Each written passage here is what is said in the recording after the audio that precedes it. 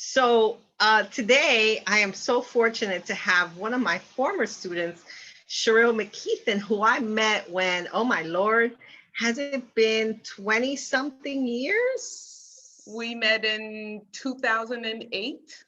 In eight. So Okay. yes, 2008 in undergrad. Right. So it's 12 years. It seems like 12 forever, years. but it's been a long time. And It of has course, been.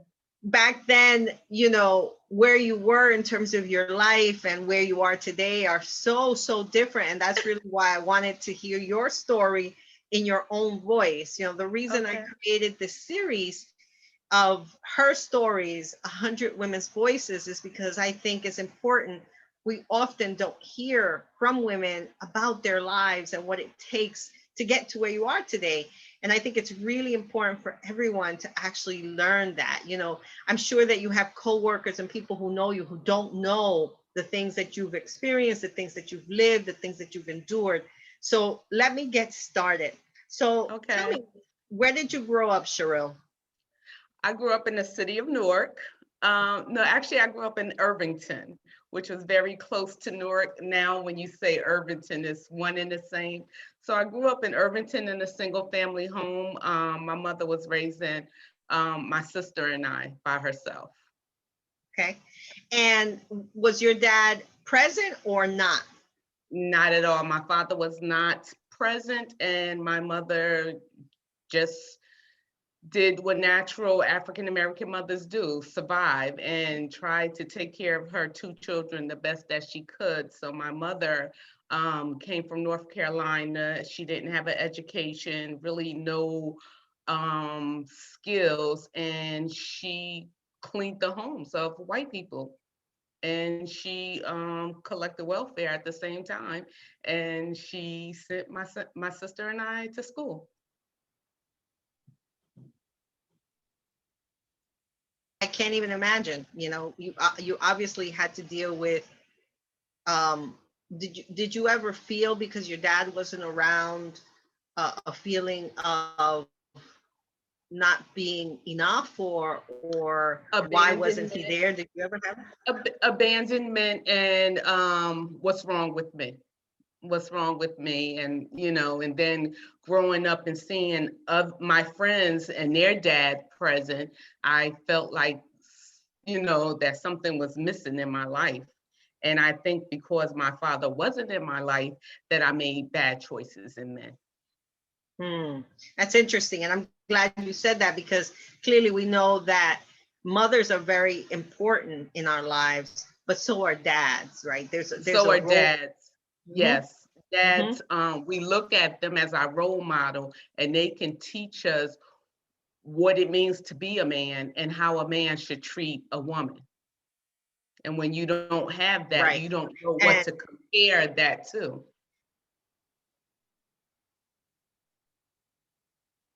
right, right. That does set up some challenges, I think, and it has an impact on you as a child, and then developing into a young woman, and then developing into a woman and a mother yourself, right? Right. So in terms of those early early lessons, seeing your mom work so hard, seeing how much she obviously had to struggle to get you where you are, what did that do for you? How did that shape you? Well, one thing, watching my mother work, it taught me to work and not sit around and wait for anyone to take care of me, and to know if I want to eat, I must work. It also taught me how to be a good mother to my son and to be there for my son. So those are the choices that I made when I was raising him. That I knew everything that I did was for him, and that he would always be watching me in my actions. So every choice I made in my life, in the back of my head, I knew my son would be watching me.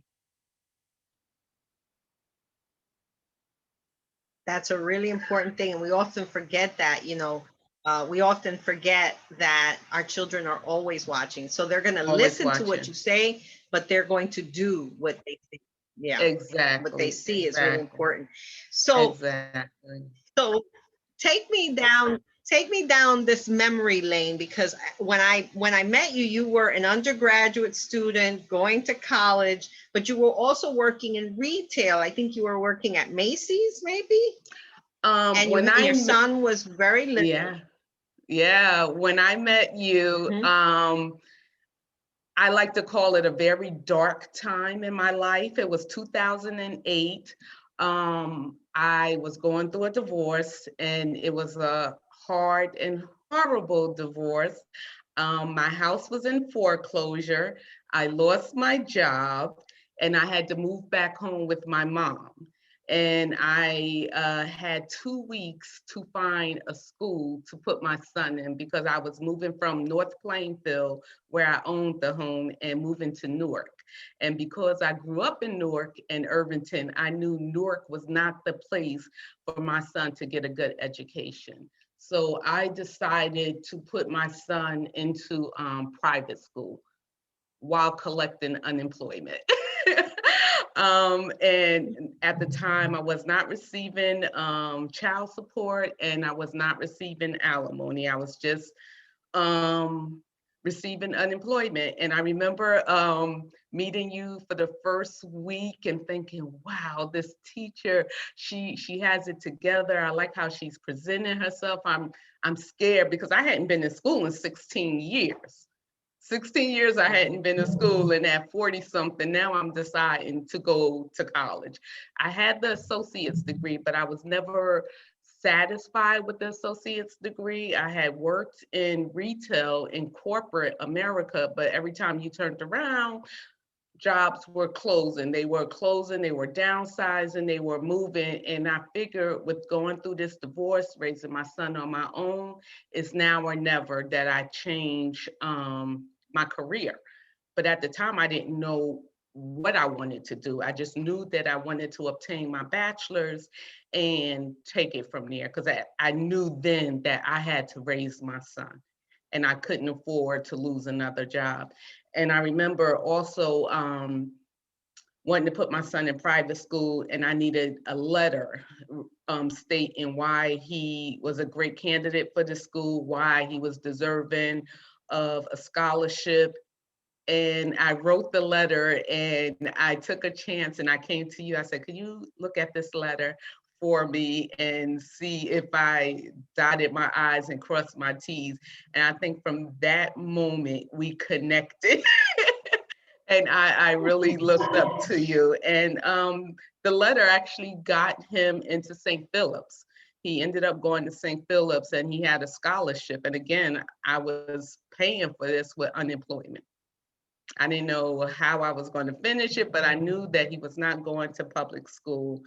Once I finished at Berkeley, I received my bachelor's, and I was still kind of unsure what I wanted to do. I thought I wanted to be a teacher. I think when I went to Berkeley to obtain a bachelor's, I was like, oh yeah, I'll be a teacher. But then I thought, like, that that's not it. And I just kept asking the universe to reveal to me what my purpose was. That was the only question I kept asking the universe: reveal to me what my purpose was. And as I was going through the divorce and going through so many, this journey, a friend of mine, her and I were going through our divorce at the same time. She told me about her therapist, and she was like, why don't you, see my therapist and talk about what you're going through? And she had a girls' night one night, and the therapist was at the girls' night, and a group of us, African American women going through a divorce, raising our children together, we got together and we had an intervention, and it was just us talking about our journey and where is it we want to go. And so that was kind of a light bulb moment. And then also thinking about my childhood and the different barriers that I had to overcome growing up, being, from a single parent home, being in the city of Newark, all these things played into my thought process on my next career path. And then a lady at my church was murdered. And I thought about her being murdered, domestic violence, Mm. me going through a bad divorce and everything. And I said, you know Oh. what? I want to be a social Mhm. worker. I had my light bulb moment at that moment, and I decided I wanted to be a social worker. And never in my wildest dream did I think that I would go back to school at 40 something years old and obtain my master's degree. And I I did. remember that. I remember that, and I was so proud of you because you did it, and you weren't just looking to do something for yourself, because clearly being a social worker takes a great toll on you emotionally, and you work Mm, with prisoners, right? and And yeah, mostly people of color, right? These people are of color. incarcerated. Yeah. Yes. Hmm. So when I first started out as a social worker, I was working with women. And at the time, I was teaching empowerment for women of color. The group was sisters, and it was sisters and former sisters on the topic of AIDS, and just teaching women how to empower themselves. Because at the time when I was going through my divorce, I didn't feel empowered. And so I just wanted to be Hmm. that vessel for other women, and it helped mold and shape me. And from sisters, I just worked my way up the ladder, and I became a social worker at Newark Bethesda Hospital in the breast cancer department. So I was a social worker for women going through breast cancer, chemo, and radiation. And then I submitted a resume, not thinking about my next step, but needing more money. And I ended up, now I work in a prison with men of color that are in a maximum Hmm. security prison. Yeah. So sometimes I feel like I'm Well, torn but you're giving between two back, worlds. right? Definitely. I'm definitely giving back. Sometimes I feel like I'm torn between two worlds, being a woman and being a woman of color, and working with my colleagues that are not of color. And then my Mm-hmm. clientele are African American men. But I feel like I'm able to speak to them, and I'm able to say, yeah, life sucks. Yeah, I understand. Oh, you're from Newark, I'm from Newark. Oh, you came from a single family home? It had to be rough. And so I can relate to the guys that I work with in the prison. I And a think that's lot of important. I think so too. I think it's important that they see someone that looks like them. They see someone that they can talk to and be authentic. They see someone that if they want to curse, you don't have to apologize. I tell them I've heard worse. I probably said worse. And it's an icebreaker. It's building rapport and Right. understanding and seeing that African American men, they deal with a lot of trauma as well as women. We just don't talk about it, or they don't talk about it. Right. It's often manifested in other ways, right? It's Very much so. manifested in violence, right? In In the use of anger, drugs, because, yes. right, you want to self-medicate, you want to kind of forget that you had to go through those things. And unless you're getting help, therapeutic help, from a therapist, and going to seek counseling, you're not, I think there's a stigma around Right. Oh, seeking definitely. assistance, right? Mental In, in the health. African American community, there is a stigma. We don't get therapy. We go to church. We pray. We don't go to therapy. We give it to the Lord in prayer. And that's not the case. We can have Jesus and therapy all at the same time. And a lot of the guys that I Right, work with, because it's they're about not dealing with all those feelings. right, right. And a lot of the guys, Hmm. they were never diagnosed out in the community. And they didn't start receiving treatment until they got into the prison. Or some of them were And you diagnosed at a wonder, very, yeah, some of them were diagnosed and you at a wonder what. very early age. Mhm. I often wonder, because those are people in many ways that we lose in our society, right? What they could have contributed, what they could have done had Right, they had the support, the right, assistance, right, an understanding community, types of social services that would have enabled them and helped them right. deal with whatever they were having to cope with.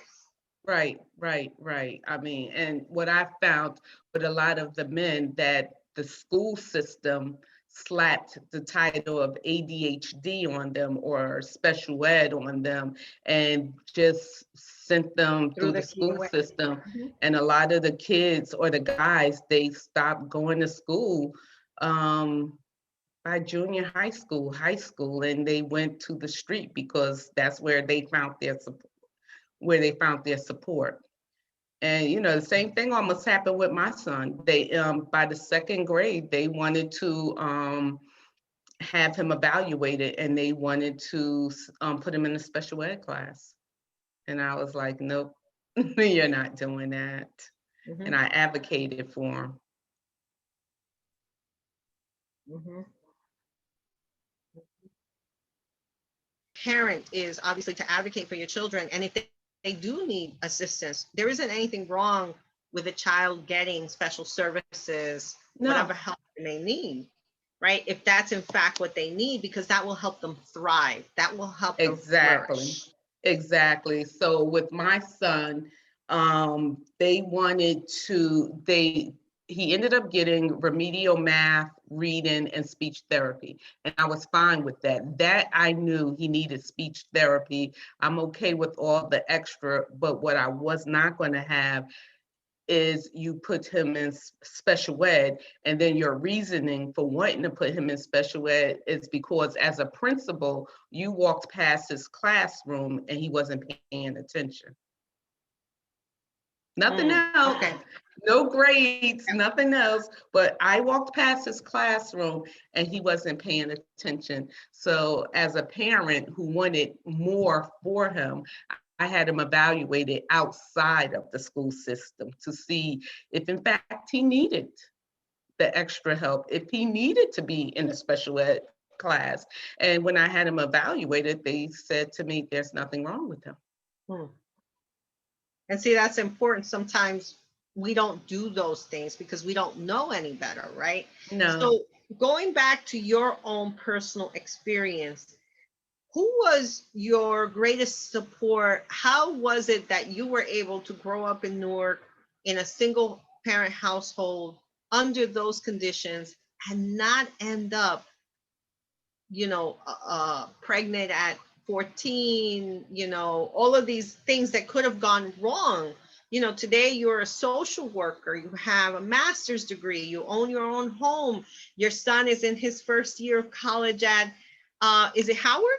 No, Morehouse. Morehouse. Morehouse. Morehouse.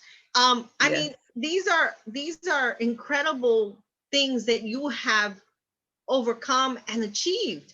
And how Mm. did that happen? Because so often when children come from single parent family households, and especially with moms who don't have an education and are, struggling, it's really tough to get out Mm. of that cycle. It's really tough to get out of those neighborhoods. So, what was the motivation? What changed? What happened? Um, my mother put fear in my heart.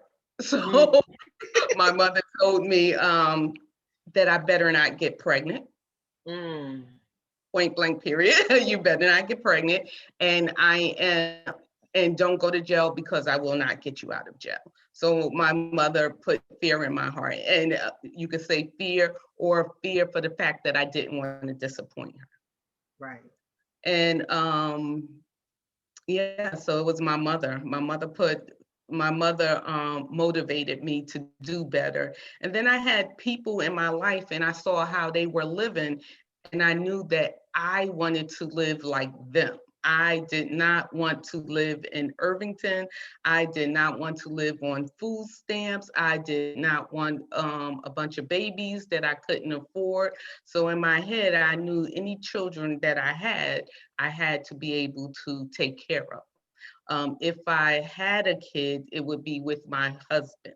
Mm. Did my plans go the way they wanted to a certain extent? They did and they did not. I made the best of it, but those things I knew. I kind of painted a picture picture of how I wanted my life to look. And so one of them was not having a lot of kids. One of them was not living in Irvington or Newark forever, and seeing how other people in my surroundings, my aunts, my uncles, my godparents, how they were living, how they were taking vacations to Paris, how they went to college, how they drove a nice car. And I kind of looked at that and said, oh, that's the life that I want. And I knew, it was a struggle. That's so Mhm. important. I knew it was a struggle with Yeah, my that's mother so raising important to two have of that. us. Right. But it's good that you had other people that you could look to as Definitely, examples. definitely. I think that you need to get off the block that you grew up on. I see a lot of that. Some people never leave. If they live in Newark, they never leave off of that block, so they don't know that life is better. Mm. If they see the people around them having 1, 2, 3, 4 children, they think that that's the life that they're supposed to have. If he's an African American boy and he's only around gangbangers or drug dealers, he think that's the only life. Is you getting out of your comfort zone, or someone introducing you to a whole new world for you to want to do better. Mhm. Right. That's the, we are pretty much done, Miss Sherelle. Let me ask you this. What advice would you give to young women and young women of color in particular? The advice I would give is to believe in yourself. Don't allow someone else to tell your story. Um, Mm. don't allow someone to be your whole existence. Know who you are and be true to yourself, and know what goals you want in life. And get out of your comfort zone, get off of your block that you live on, go to the next town over. Go, college is big. You in college, you will meet people who are not from your neighborhood, who are not from your area, who are not from your income bracket, and they will introduce you to a new way of life. And I think education is so important. Education will empower you, and it will make you feel better about yourself. I've heard many times growing up, people can take a lot of things away from you, but what they can't take away from you is your education. And the more education you obtain, the better about yourself you'll be. Amen to that. And that is in That, fact true. yeah, yeah. That's the It greatest really, gift that we could give our children. It's the greatest gift that you've been given, that I've been given. And truly, that's like the key differentiator, right? I it mean, really is. It just imagine if your really, mother really had is. had access to that education. I've seen my aunts with their bachelor's degree and with their master's degree, and they were librarians and teachers, and they owned their own home, and they were able to travel. And had my mother had the education like them, then me going back to school wouldn't have been a second thought. And so now that I've obtained my degrees, from the time my son was 3, he knew that college was not an option. You had to go to college. So from the time he was 3 years old, we spoke of Morehouse. Morehouse. That's all he knew was Morehouse. He couldn't say the word more house. He called it Morehouse. So whenever someone would ask him what college he was going to, he would say Morehouse. And my son now is a freshman at Morehouse, That, studying for mechanical engineering. that's amazing, Sherelle. I've always been so proud of you, and it really warms my heart, especially as a teacher and as your teacher, to see what you've been able to accomplish and how far you've gone, and the fact that your legacy is your son, right? Yes, yes, Is yes. your legacy. You have raised a Black young man who will be respected, who will have a career, who will have all of those things that often elude Black young men. and he has learned that he must give back. He That's must give back, yes. So yes, we will leave a legacy, him, me, and that's a part of life. That's a part of life. And sometimes we forget that when we succeed, that we're supposed to go back and help the next one. mm, that's so true. We always have to help each other out, and especially Yes. because we are often left behind, right? Yeah. Society ignores our Yeah. needs. So it really does take us, people of color, Yes, to help each other, right? To push each other. definitely, And women in definitely. particular, which is really sometimes hard to believe that as women, we don't always support each other, we don't always help each other. No, we don't, and that's unfortunate. And to be a woman and be a woman of color, we already have so much against us and so many people that want to see us fail. So it would behoove us to help each other. Absolutely. It We're really stronger would. together. It really, exactly, Mhm. exactly.